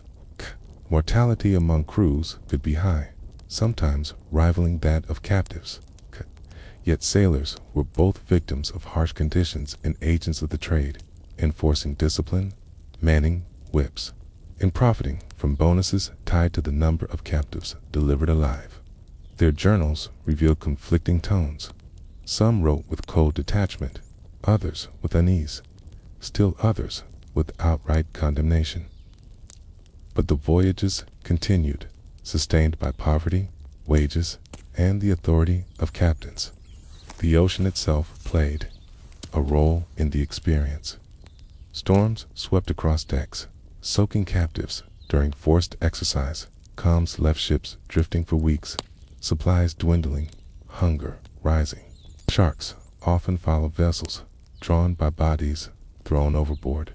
Sailors noted this with grim regularity, describing fins slicing through waves beside ships. To captives, these sights must have symbolized both fear and release, predators circling, ready to devour, yet also a reminder that the ocean could claim them away from bondage. Arrival in the Americas marked a shift. As land came into view, captains prepared captives for sale. They were brought on deck, washed, sometimes shaved, and rubbed with palm oil to improve appearance. Those weakened by illness were sometimes left behind, abandoned on beaches, or disposed of at sea, deemed unsellable. The cruelty of the hold gave way to the cruelty of the market, where human beings were auctioned alongside cattle, land, and tools for the captives who survived. The Middle Passage remained a defining memory. Oral histories among African descended communities recall ancestors who spoke of the darkness of the hold, the cries, and the loss of kin. These memories, transmitted through generations, showed that the trauma of the voyage was never fully erased. Even as new lives were built in foreign lands, what is perhaps most striking is how the system persisted for centuries with so little disruption. Merchants in Europe calculated profits, sailors endured voyages, captives resisted and suffered, and the trade continued. Each voyage was treated as routine, even as it carried unimaginable human cost. The hold of the slave ship became normalized not only by those who built and sailed the vessels, but by societies that consumed the goods produced by enslaved labor: sugar and tea, tobacco and pipes, cotton and clothing. The Middle Passage, then, was not just a crossing of the Atlantic. It was a space where human life was compressed, commodified, and carried across oceans. It was a crucible where identities were fractured and remade, where cultures blended under duress, where resilience endured despite brutality. And so, as this fourth story closes, a question remains. When routine becomes cruelty, and cruelty becomes routine, how long does it take for societies to recognize the full weight of what they have accepted as normal? Asterisk. If the fortress at Elmina and the ships of the Middle Passage were the machinery of enslavement, then the sugar islands of the Caribbean were its engines. Here, on patches of fertile land scattered across warm seas, the trade found its relentless demand. Sugar transformed from a luxury spice into a staple of European diets. And in doing so, it reshaped economies, landscapes, and lives. The Caribbean islands became fields of cane and sites of unending labor, silent engines that drove the entire system forward. When Europeans first encountered the Caribbean, they saw potential. The islands Barbados, Jamaica, St. Domingue, Martinique, and others offered fertile soil and climates ideal for sugarcane. Coit. The Portuguese had already experimented with cane cultivation on Atlantic islands like Madeira and Snowtown, where enslaved Africans labored in fields and mills. In the 17th century, the model was transplanted wholesale into the Caribbean. What had been tests became vast plantations. The transformation of the landscape was immediate and stark. Forests were cleared, hillsides terraced, Rivers redirected to power mills. Fields of cane spread in straight rows, reaching from shoreline to interior valleys. The cane itself grew tall, green stalks swaying under the sun. Sharp-edged leaves cutting the skin of those who worked among them. Plantations were laid out like factories in the open air, fields for growing, mills for crushing, boiling houses for refining, and ports for shipping. The labor was endless. Enslaved Africans brought through the Middle Passage were forced into the fields from dawn until dusk. Men and women hacked cane with machetes, lifting heavy bundles to carts drawn by oxen. In the mills, rollers powered by animals or water crushed stalks to extract juice. The juice was then boiled in a sequence of cauldrons, tended constantly, the heat suffocating, the risk of burns ever present. Sugar crystallized into molasses, packed into barrels, and loaded onto ships bound for Europe. Plantations ran on routine. At sunrise, overseers summoned workers with horns or bells. Tasks were assigned: cutting, hauling, boiling, repairing. The pace was unrelenting, for cane had to be harvested quickly before it spoiled. Meals were brief, often consisting of cassava, yams, or salted fish. Evenings brought little rest, as enslaved people returned to cramped quarters, small huts, or barracks built of wood and thatch. The cycle repeated daily, season after season. Year asterisk mortality rates on the Sugar Islands were staggering.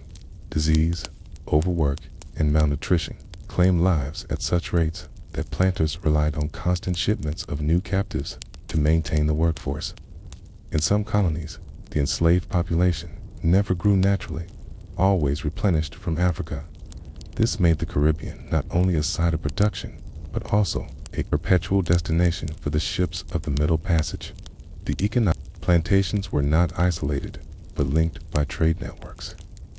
Ships carried sugar and rum to Europe, returned with manufactured goods, then sailed to Africa for more captives of triangular circuits sustained by the appetite for sweetness.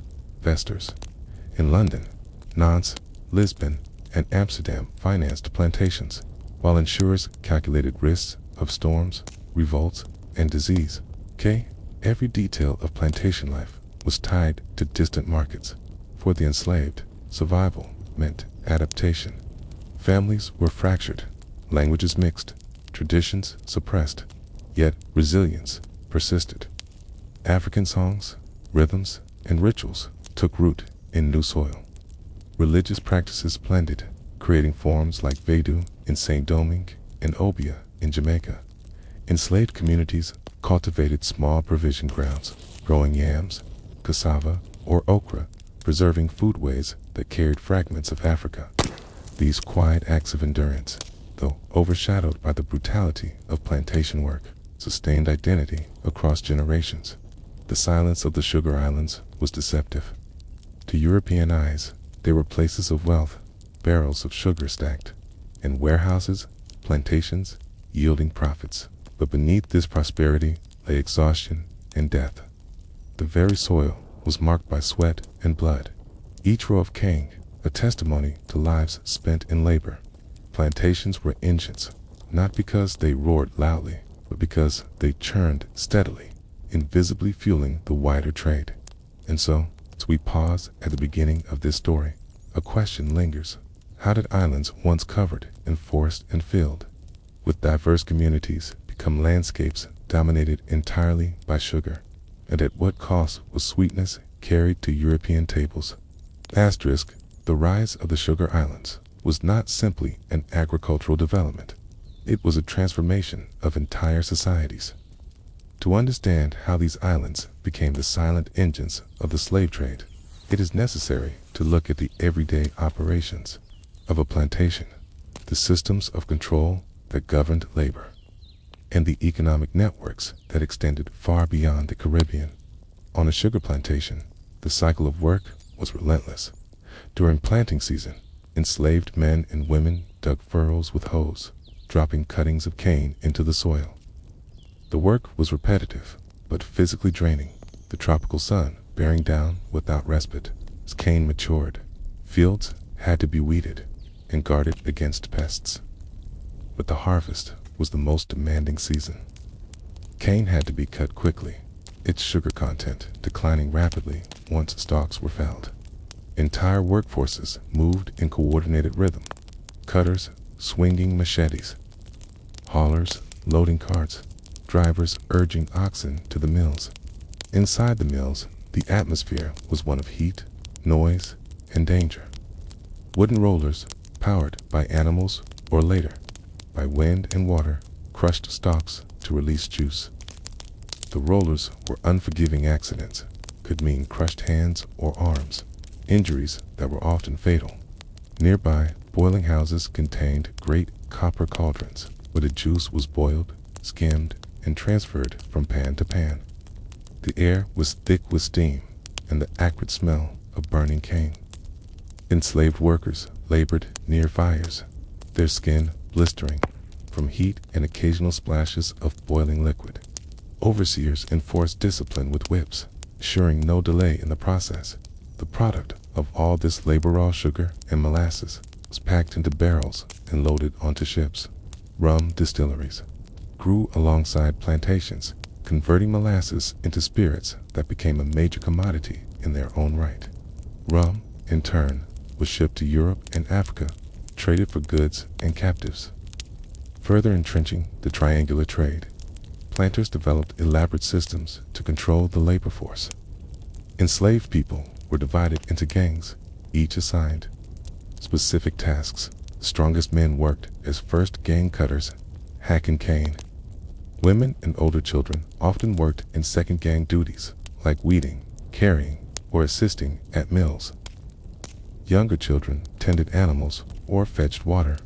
Every member of the community was assigned labor, from the elderly to the very young, creating a system where all energy was directed toward production. Punishment was routine. Whippings were the most common, delivered publicly to enforce obedience. Records describe iron collars, stocks, and other devices used to discipline those who resisted. Runaways were pursued relentlessly, with dogs and armed patrols tracking them through forests. Yet, despite the risks, many attempted escape, seeking refuge in hidden communities known as maroons. These groups often formed in mountains or dense forests, represented one of the most enduring forms of resistance on the Sugar Islands. Mortality remained high. Disease was a constant threat. Yellow fever, malaria, dysentery, smallpox spread quickly in the crowded conditions of plantations. Malnutrition weakened bodies, with diets often limited to rations of cassava, cornmeal, and salted fish. Planters allowed small provision grounds where enslaved people could grow food. But these were more about reducing costs for owners than providing freedom. Life expectancy for those enslaved in the Caribbean was often shockingly low, with many surviving only a handful of years after arrival. Yet, even within these harsh conditions, enslaved people forged lives. They married, raised children, and built communities. African traditions of song, dance, and storytelling endured, adapted to new realities. Instruments like drums and banjos carried rhythms that would later influence entire musical traditions. Religions blended African deities, merged with Catholic saints. Rituals reinterpreted under the pressures of enslavement. These acts of cultural resilience were quiet but powerful, sustaining identity in the face of dehumanization. Economically, the Sugar Islands became central to European wealth. The profits from plantations flowed into banks, shipping companies, and governments. London, Bristol, Nantes, and Amsterdam prospered as ports connected to sugar. Investors purchased shares in plantations. Insurance companies offered policies on slave ships, and governments taxed imports. Every spoonful of sugar in European tea represented not just labor in the Caribbean, but the intricate financial machinery that profited from it. The islands themselves were reshaped. Indigenous populations had already been devastated by disease and conquest, leaving enslaved Africans as the overwhelming labor force. Landscapes were cleared of forest, replaced by rows of cane. Towns grew around ports, warehouses stacked with barrels of sugar. Ships arrived and departed in constant rhythm, their sails filling harbors with signs of commerce.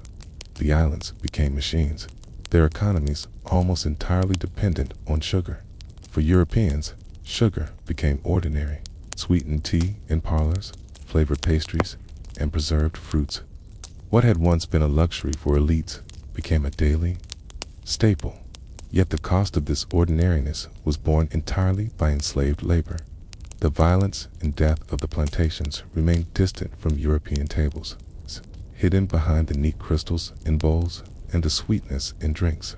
The silence of the sugar islands was not absolute, corrupt periodically, as enslaved. People rose against overseers and planters.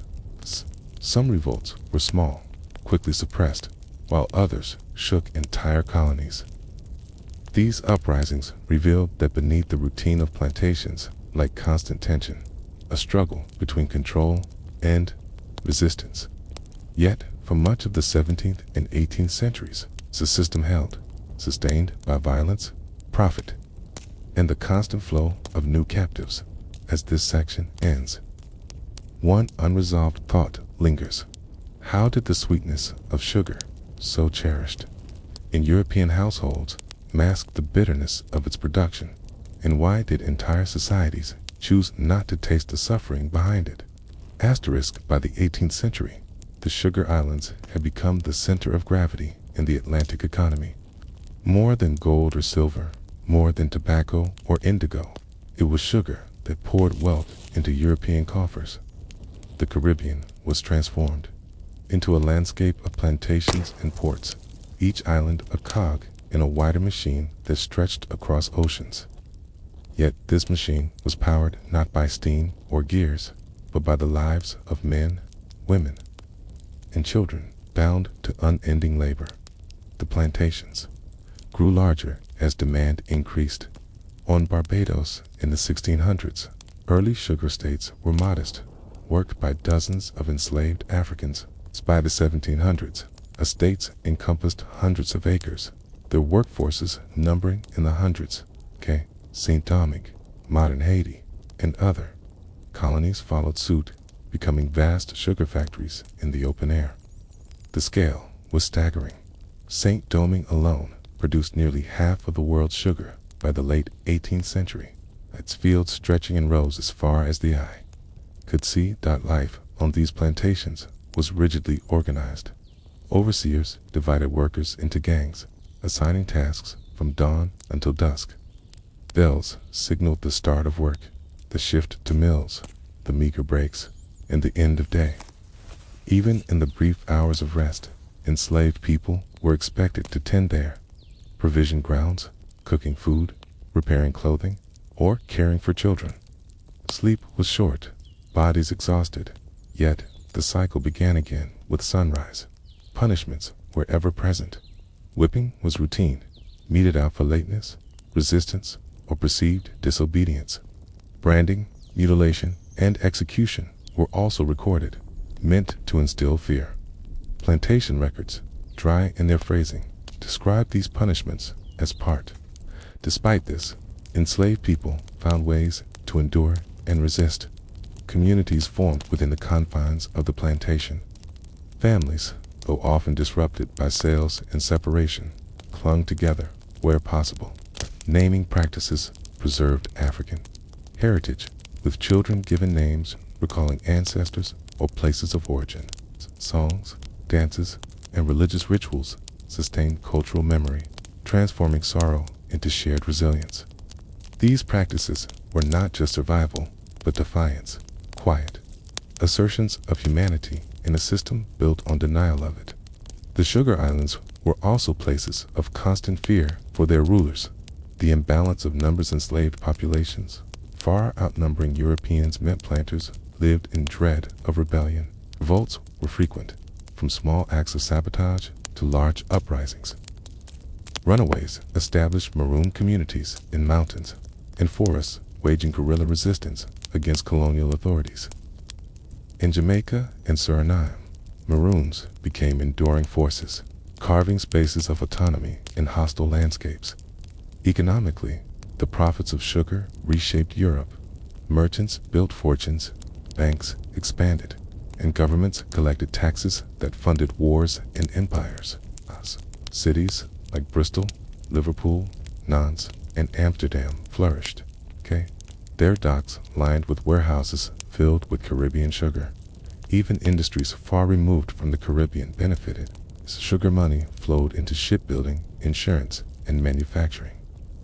The sweet crystals on European tables were the visible tip of an immense pyramid of exploitation. The islands themselves bore the scars. Forests were gone, replaced by endless cane. Soil was depleted by monoculture. Rivers diverted for mills. Hills eroded by constant clearing. The environment, like the people, was consumed by the hunger for profit. Travelers noted landscapes stripped bare, villages of enslaved workers clustered around fields, and great houses of planters perched above, overlooking the system they commanded. In Europe, sugar was normalized. Tea sweetened in London drawing rooms, pastries glazed in Paris bakeries, and rum consumed in taverns from Lisbon to Amsterdam, all carried within them the hidden cost of Caribbean labor. Few paused to consider the origins of their sweetness. For most consumers, sugar was simply part of life, its bitterness invisible. But the silence of the sugar islands was not unbroken. By the late 18th century, voices questioning the morality of the trade grew louder. Abolitionist movements in Britain, France, and elsewhere pointed to the suffering on plantations, the mortality of the Middle Passage, and the violence sustaining the system. Formerly enslaved people who survived to tell their stories provided testimony that broke through indifference. Still, the plantations continued, their profits too vast to abandon easily. For those who lived and died in the fields, the islands remained spaces of toil and endurance. Each row of cane represented countless hours of labor, countless lives expended. Each barrel of sugar bound for Europe carried not just sweetness, but the weight of suffering. The islands themselves became engines quiet, steady, consuming lives and landscapes, and feeding empires. As this fifth story draws to a close, one reflection lingers: when wealth is built on suffering that is distant and unseen, how do societies reconcile the sweetness of daily life with the bitterness of its source? And what traces of that contradiction linger in our own world today? While the Caribbean sugar islands became notorious engines of profit and suffering, another crop was shaping life further north along the Atlantic coast of North America: rice. In the marshlands of the Carolinas and Georgia, rice cultivation created a landscape of both wealth and hardship.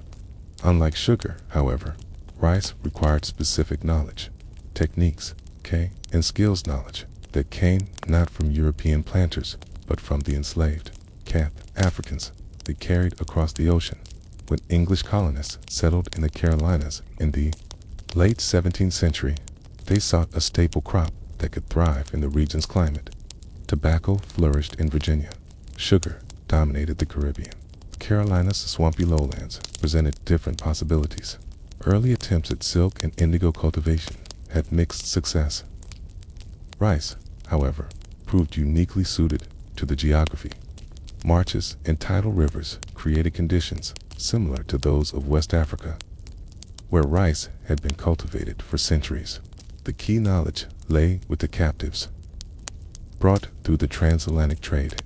In regions of West Africa, stretching from Senegal to Sierra Leone, people had long practiced sophisticated rice agriculture.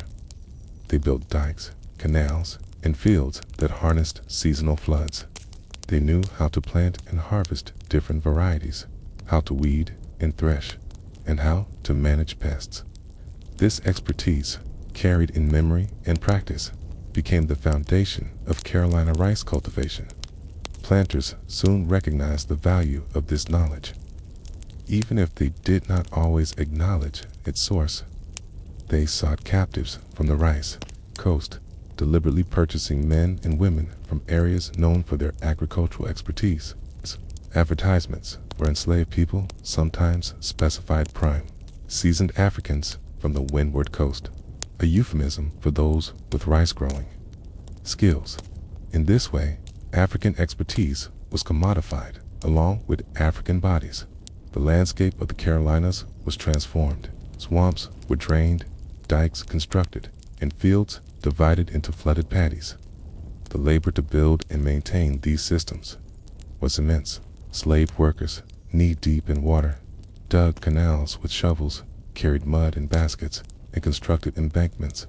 Mosquitoes swarmed, spreading malaria and yellow fever.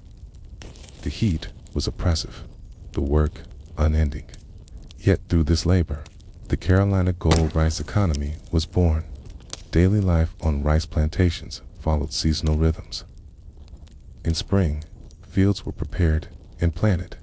Water levels were managed carefully, with dikes opened or closed to control flooding. During the growing season, enslaved people weeded by hand, often bent over in knee-high water for hours. At harvest, stalks were cut, dried, and threshed to separate grain from husk. The process was laborious, requiring constant attention. The task system distinguished Carolina plantations from those in the Caribbean. Instead of working in gangs from dawn to dusk, enslaved people were often assigned specific tasks for the day: clearing a field, weeding a certain area, harvesting a set amount. Once tasks were completed, they had limited time to themselves. This system, while still exploitative, allowed for more autonomy than the gang system. Enslaved people used this time to cultivate small gardens, tend animals, fish, or participate in community life. These provision grounds became vital spaces of survival and resilience. Families grew yams, okra, peas, and greens, preserving African food traditions. They fished in rivers, hunted small game, and gathered wild plants. The task system, though designed by planters for efficiency, inadvertently gave enslaved people opportunities to sustain cultural practices and build stronger community bonds. Cultural life flourished in these margins. African languages persisted, blending into Gullah, a Creole language that carried rhythms and vocabulary from West Africa. Songs accompanied work, lifting spirits and coordinating labor. Religious practices blended African beliefs with Christianity, creating unique traditions of worship, storytelling, and ritual. Even as rice fields consumed bodies and labor, culture endured. For planters, rice became a source of immense wealth. Exports from Charleston-filled ships bound for Europe and the Caribbean. Carolina rice became renowned for its quality, prized on international markets. Profits funded grand houses, imported luxuries, and established elite families whose fortunes shaped politics and society. Charleston, the hub of rice exports, grew into one of the wealthiest cities in colonial America. Its streets lined with mansions financed by the toil of enslaved Africans. The cost, however, was borne entirely by the enslaved. Disease was rampant. In rice fields, standing water, bread, mosquitoes, and malaria became a constant presence. Planters often avoided living near fields, preferring townhouses in Charleston, leaving overseers to manage plantations. For enslaved workers, however, there was no escape. Mortality rates were high, and new shipments of Africans continually replenished the labor force. Rice cultivation also reinforced the logic of the slave trade itself. Demand for skilled labor ensured continued imports from the rice coast of Africa. Ships that once carried captives to Caribbean sugar islands now delivered them to Carolina swamps. The Atlantic system adapted flexibly wherever crops demanded labor. Enslaved Africans were supplied. What makes the rice fields particularly significant is the way they revealed the transfer of knowledge. Enslaved Africans were not passive laborers, but active bearers of expertise. Their agricultural skills, honed over generations in West Africa, were transplanted and adapted to new landscapes. Yet this knowledge was rarely acknowledged. Planters claimed credit for innovations that originated with the enslaved, erasing their contributions even as they depended on them. And so, the rice fields of the Carolinas stand as reminders not only of exploitation, but also of resilience. In the dikes and canals lie traces of African engineering. In the food traditions of the region, okra stews, rice dishes, greens linger flavors carried across the ocean. In the Gullah, language and culture, echoes of Africa endure. The silent knowledge of enslaved Africans shaped an entire economy, even as their names and lives were often lost to history. Asterisk.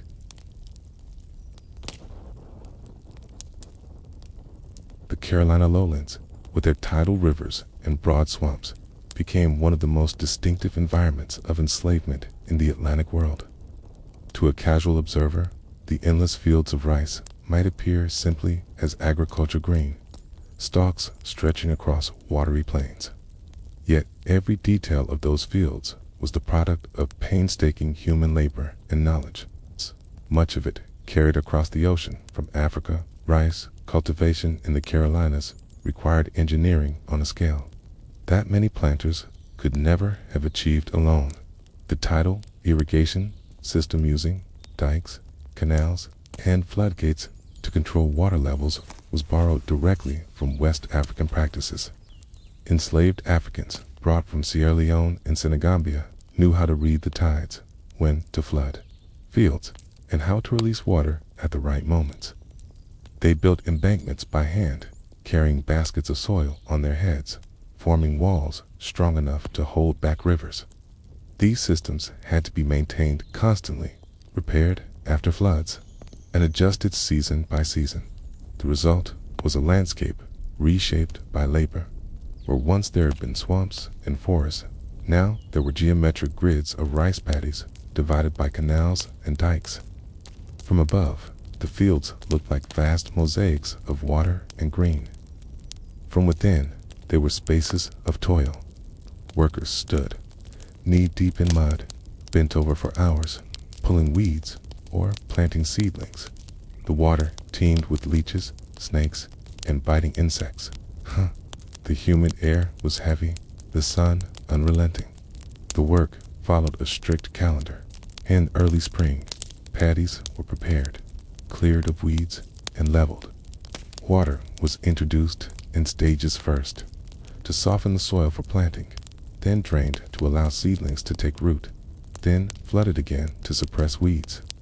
Enslaved workers knew these cycles intimately, adjusting gates and channels as needed. Harvest came in late summer or fall, when stalks turned golden. Bundles were cut, dried, and threshed with flails, separating grain from husk. Finally, rice was pounded in mortar, polished, and packed into barrels for export. The task system structured daily life. Each enslaved person was assigned a quoted-on amount of land to weed, a number of seedlings to plant, or a section of canal to repair. Once the task was finished, the individual had time left for personal use. This contrasted with the gang system of the Caribbean, where labor continued until overseers decided the day was done. The task system, while still exploitative, gave enslaved people a degree of autonomy. They used their limited time to cultivate provision, gardens, fish, gather firewood, or engage in community activities. These provision grounds were more than survival. They were cultural spaces where African food traditions were preserved. Enslaved families grew okra, black-eyed, peas, yams, and greens, cooking dishes that blended African techniques with New World ingredients. Gumbo-like stews, rice dishes seasoned with peppers, and slow-cooked greens carried flavors from across the Atlantic. These meals sustained not only bodies, but identities, offering continuity in the face of dislocation.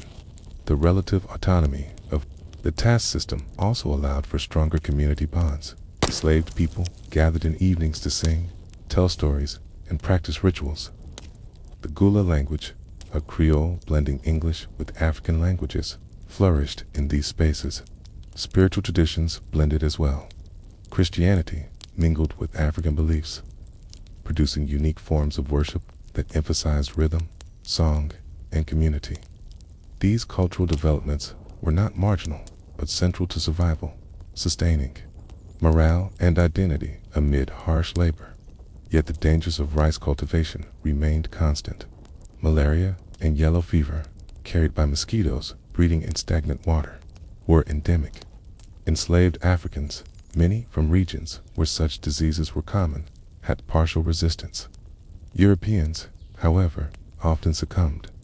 Planters avoided living near rice plantations, preferring homes in Charleston or other towns. Overseers, often poorer Europeans, bore the risks of supervising in the fields. This gave enslaved communities unusual degrees of independence. Direct white supervision was often less constant than on sugar plantations. Still, violence underpinned the system. Overseers enforced discipline with whips and harsh punishments. Runaways were pursued, sometimes with bloodhounds, their names listed in newspaper ads. Some sought refuge in maroon communities hidden in swamps, though survival there was precarious.